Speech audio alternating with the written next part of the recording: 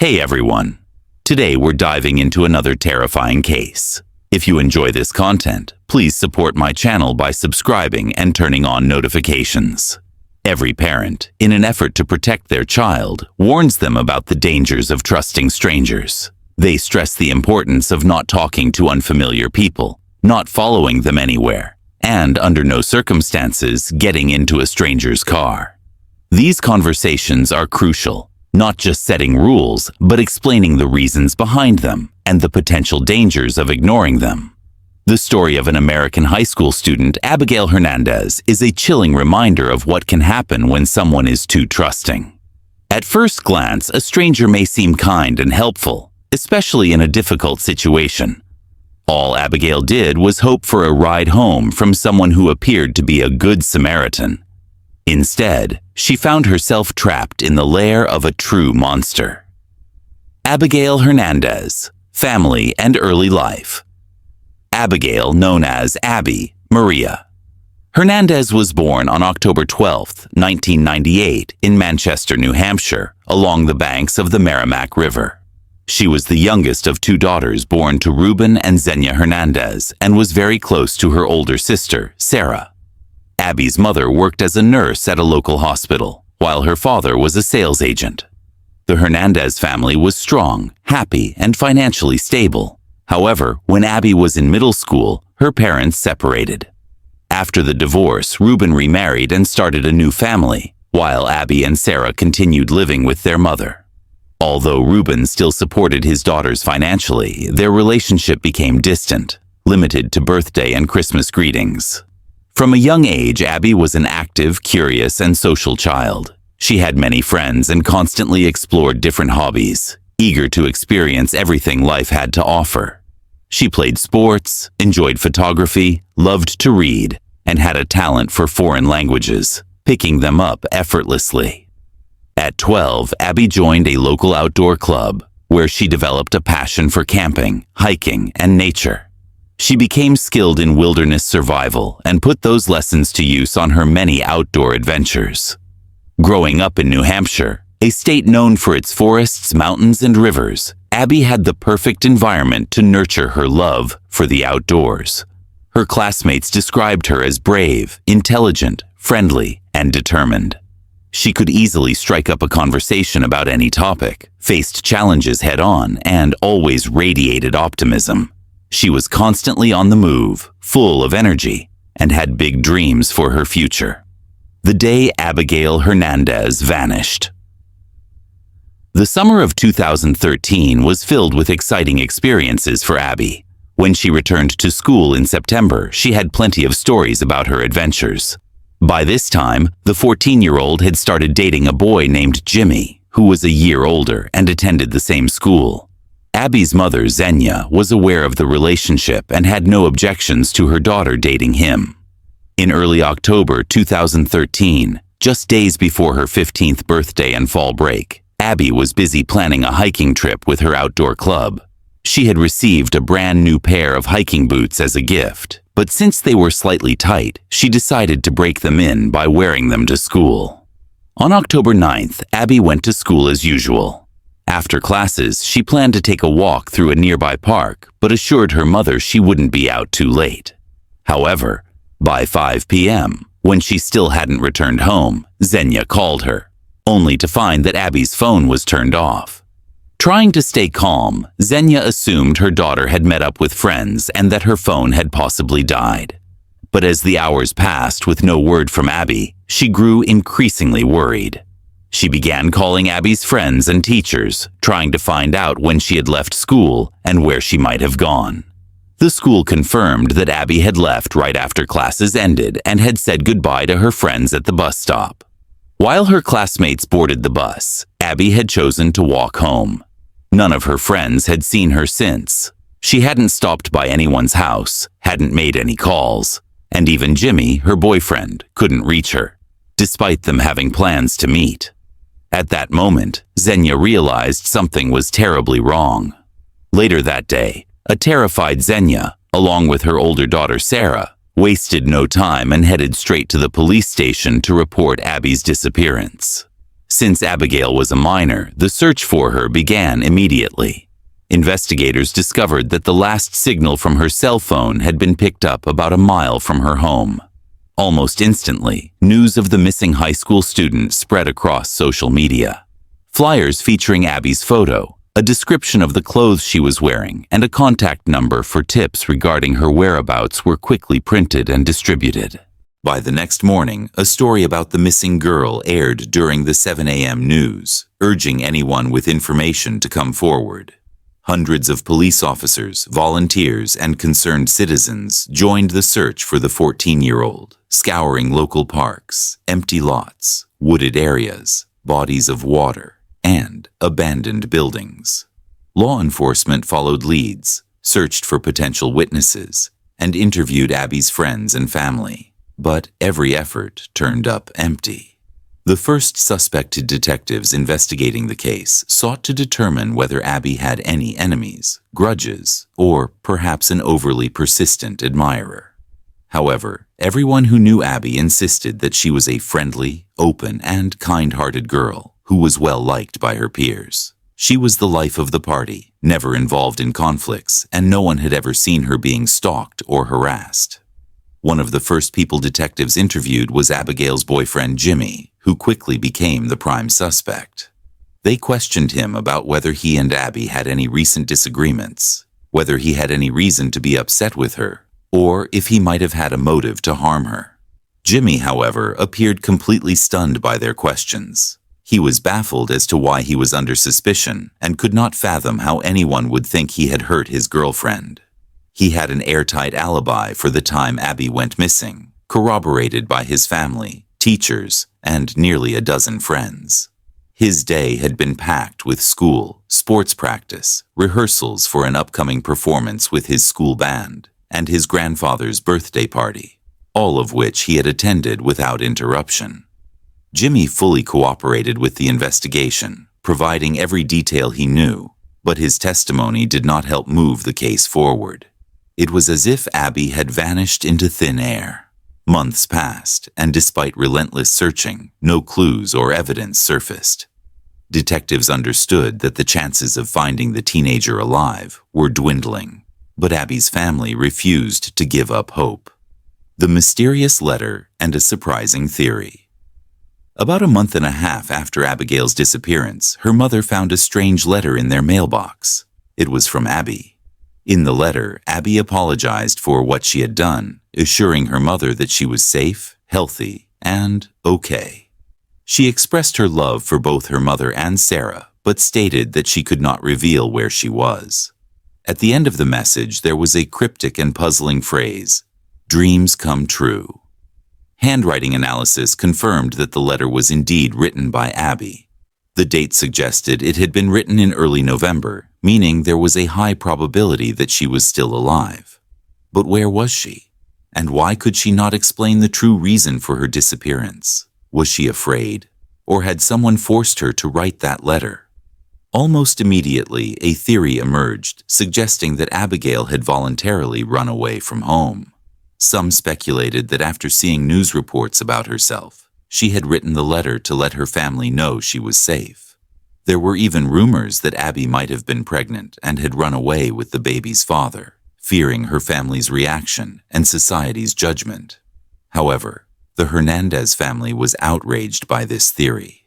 Sarah firmly stated that if her younger sister had been pregnant, she would have known. There were no secrets between them. Additionally, Abby's only boyfriend was Jimmy, and according to him, they had never been intimate. In fact, both were still virgins. Abby's friends backed this up, confirming that she had never dated anyone other than Jimmy and had never mentioned any other crushes or relationships. Her best friend, Miranda, was also adamant that Abby could not have been pregnant and would never have run away, knowing how much pain it would cause her mother and sister. Furthermore, all of Abby's personal belongings, her documents, savings, and valuables remained at home, further discrediting the runaway theory. Investigators thoroughly examined the letter, hoping to find hidden messages or subtle cries for help, but there were none. Despite the lack of concrete evidence, the FBI officially classified the case as an abduction. They strongly believed that Abby was being held against her will. The authorities believed that Abigail was being held against her will and that the letter had been written under strict orders, giving her no opportunity to reveal her location. Unfortunately, this assumption turned out to be entirely accurate. Her kidnapper and his victim were just a few dozen miles away from the Hernandez home. What made the situation even more disturbing was that police had visited the kidnapper's house multiple times since Abigail's disappearance, yet they found nothing suspicious. Meanwhile, the man responsible for her abduction felt increasingly trapped, frantically trying to figure out what to do with his captive. Who is Nathaniel Kibbe? It is now time to introduce the man behind the crime. Nathaniel, or simply Nate Kibbe, was born on July 15, 1980, in the same town as Abigail. There is little reliable information about his family, but some sources suggest that he was raised by his mother alone and never knew his biological father. During his school years, Nate was known as a troublemaker, a bully, and the type of person everyone feared. He frequently got into fights, clashed with classmates and teachers, and was known for keeping a list of people he disliked, those he planned to beat up or harm in some way. Even at a young age, he displayed aggression and cruelty, which caused his peers to avoid him and made it difficult for teachers to manage him.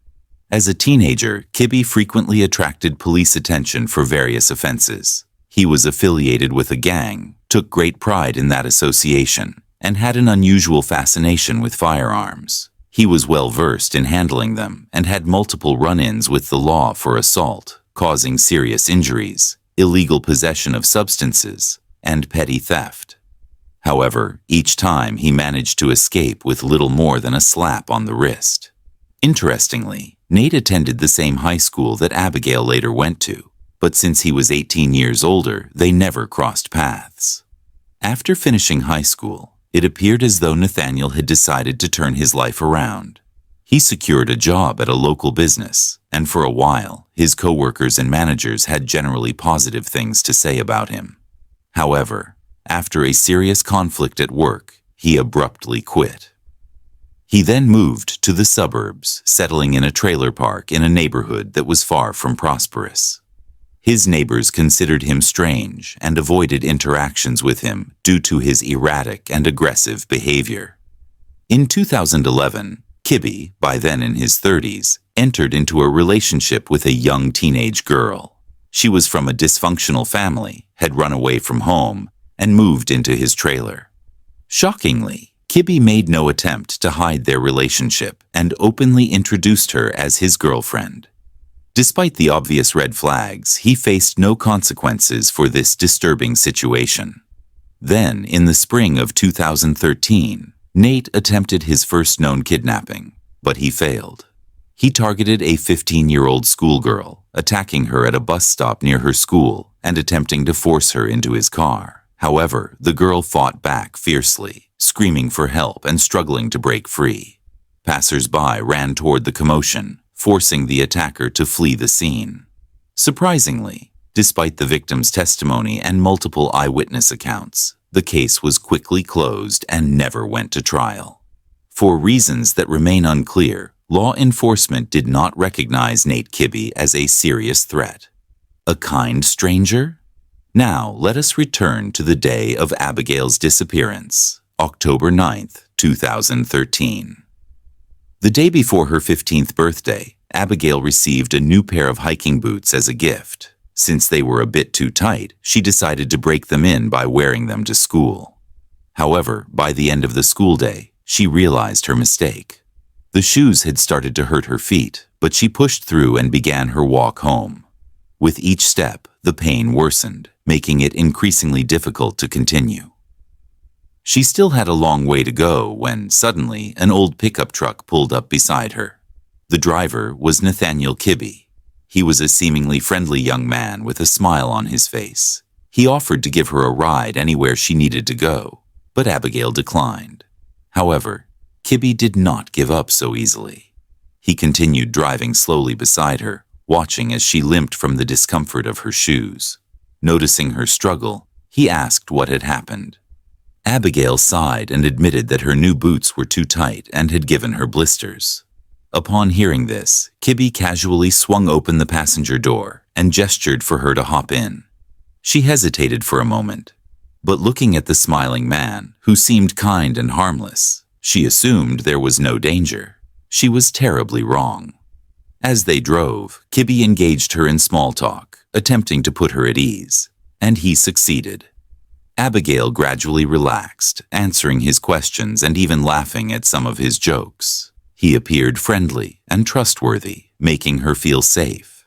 At one point, he mentioned needing to stop by a hardware store to pick up a few items for a repair job. As they pulled into a dark parking lot, however, Abigail's instincts suddenly screamed that something was wrong. She grew visibly uneasy. Sensing the shift in her demeanor, she quickly told him that her house was not far from there and that she could walk the rest of the way. But then, she caught an unsettling look in the driver's eyes. Something had changed. Panicking, Abigail reached for her seatbelt, attempting to unbuckle herself and jump out of the car. But she was too late. Kibby had already anticipated this reaction, and he was ready. Anticipating her move, Nathaniel Kibby acted swiftly. In one quick motion, he grabbed Abigail Hernandez by her clothes with one hand, while pulling a gun out of the glove compartment with the other.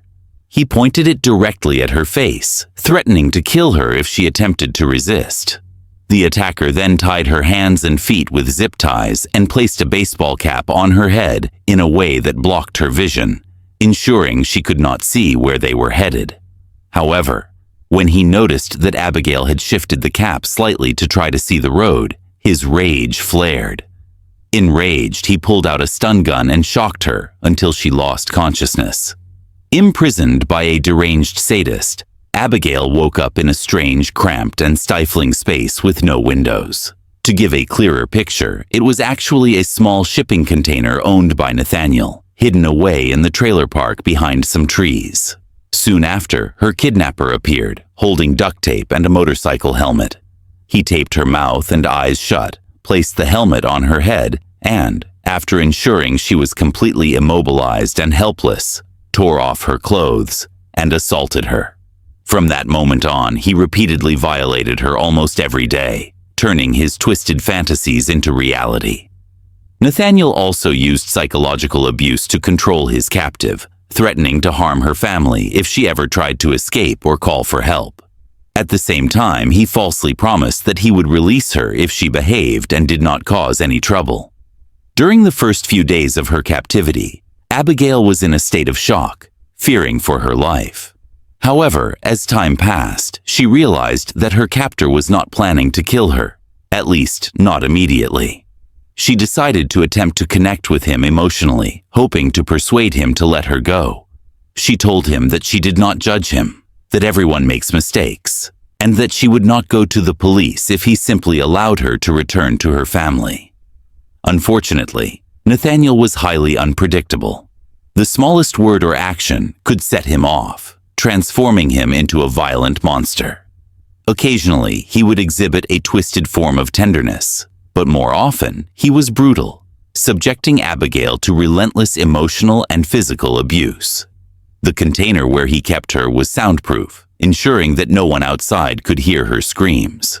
However, after about a month, he started bringing her into his trailer, allowing her to take showers and even watch television with him. It was through the news that they learned about the extensive search efforts for Abigail.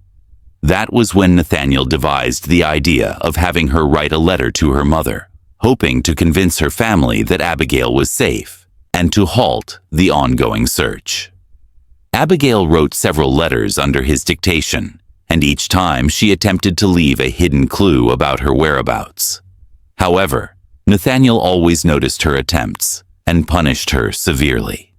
Eventually, to avoid provoking his wrath further, she complied with his instructions. The mystery of the name. About 6 months later, Nathaniel began trusting his captive enough to involve her in his counterfeit money operation. Occasionally, he allowed her to sleep in his trailer and even trusted her to cook meals. Despite this, he remained as brutal as ever, continuing to assault her and subjecting her to both physical and emotional torment. He forced her to call him Master and kept his real name a secret. Gradually, Abigail managed to build a rapport with her captor, and he even agreed to bring her books and magazines. One day, while reading, she came across the name Nathaniel Kibbe on one of the pages. Uncertain whether this was her kidnapper's actual name, she decided to take a dangerous risk. One day, she casually addressed him by the name, watching carefully for any reaction. He simply rolled his eyes, sighed, and calmly asked how she had learned it. Abigail admitted that she had seen it in one of the books. Nathaniel smirked, but said nothing further. Help was closer than she knew. Since Abigail spent most of her time in the soundproof container, she had no idea what was happening outside. She did not know that, at one point, the police had been just a few feet away from her, though for an unrelated reason.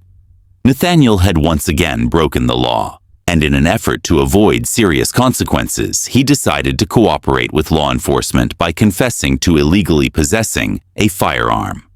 The police arrived with a search warrant, thoroughly inspecting his trailer, but for some reason, they never thought to check the shipping container. No one considered looking inside. Thanks to his cooperation, Nathaniel received only a fine, and his weapon was confiscated. Even after committing such horrific crimes, he continued to evade real consequences. It seemed as though luck was on his side, and he likely felt invincible. He had no intention of releasing Abigail. By then, she had become just another part of his twisted routine. A new girlfriend and a miracle escape. In July 2014, Nathaniel met a woman named Lorraine at a bar. After a brief conversation, he took her back to his trailer, where they became intimate.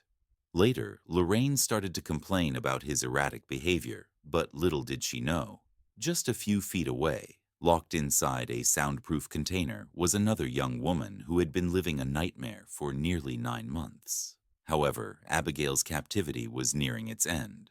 Against all odds, she was about to make her escape.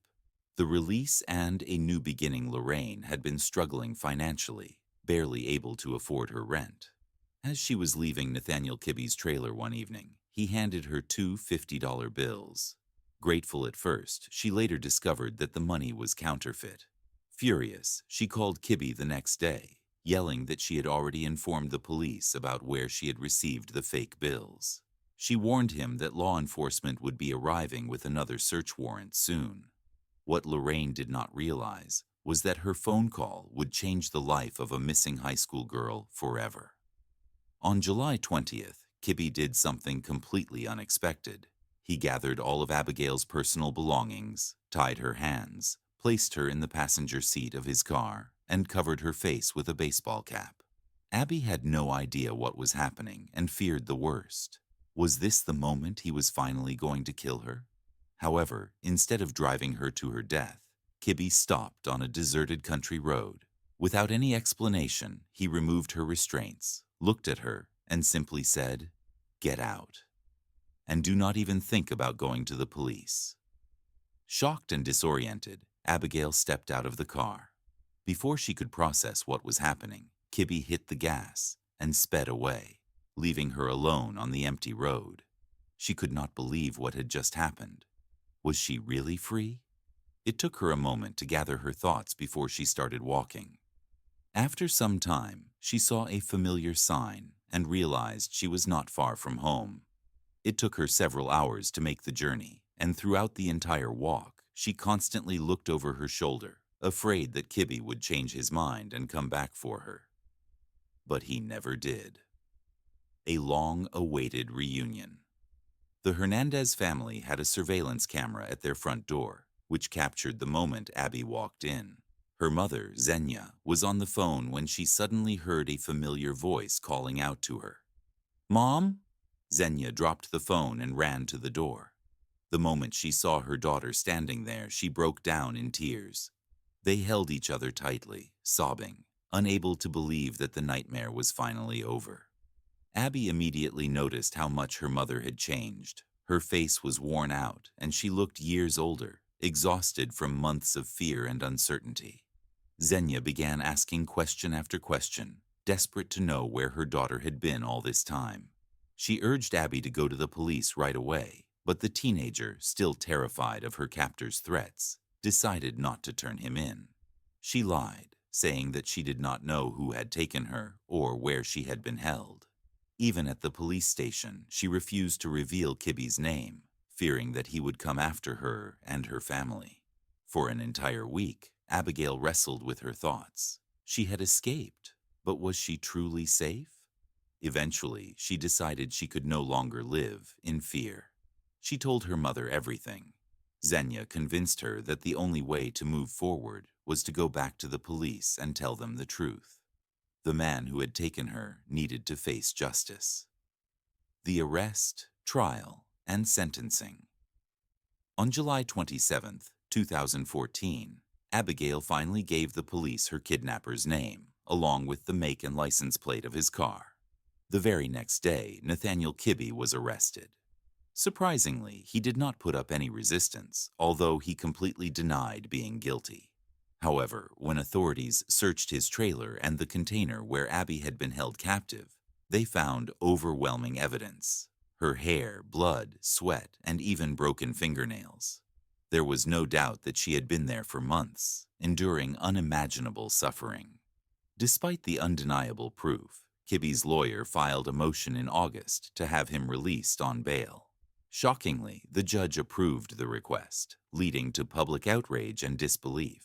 However, on the same day, an order was issued prohibiting Kibbe from approaching or contacting any members of the Hernandez family. The trial against Nathaniel Kibbe began in December 2014 and continued until May 2016.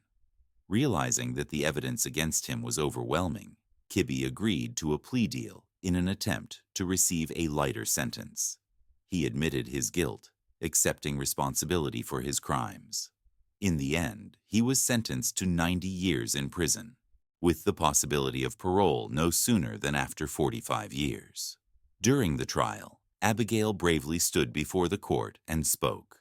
She told the judge that she had forgiven her captor, saying that his actions had taught her to appreciate her life and every moment spent with her loved ones even more. Her mother, however, had a different message. Xenia took the stand and stated that she hated Kibbe with all her heart for what he had done to her daughter. But at the same time, she admitted that she was still grateful that he had spared Abigail's life and allowed her to return home. It was the end of a long nightmare. Although the scars would never fully fade, Abigail Hernandez had survived.